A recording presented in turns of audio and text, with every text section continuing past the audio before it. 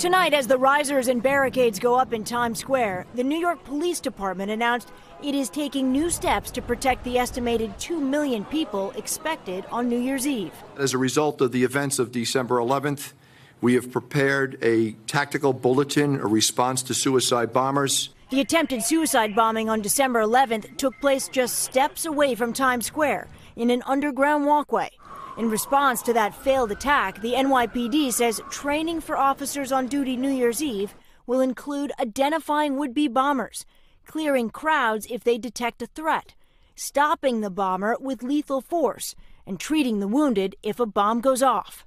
There will also be detectives in the many hotels surrounding Times Square after the October shooting in Las Vegas, when a gunman fired rifles from a hotel window into a concert crowd below, killing 58 people, the worst mass shooting in modern U.S. history.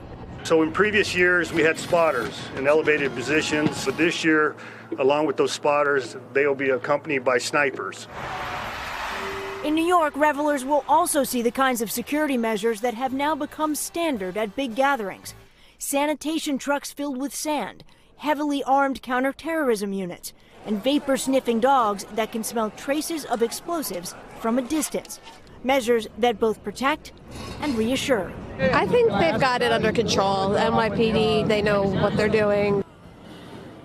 There have been calls from ISIS to attack the U.S. over the holidays, as there have been in the past. New York City officials say it amounts to propaganda, and so far they know of no serious, credible threat against the city on New Year's Eve. Hey, NBC News fans, thanks for checking out our YouTube channel. Subscribe by clicking on that button down here, and click on any of the videos over here to watch the latest interviews, show highlights, and digital exclusives.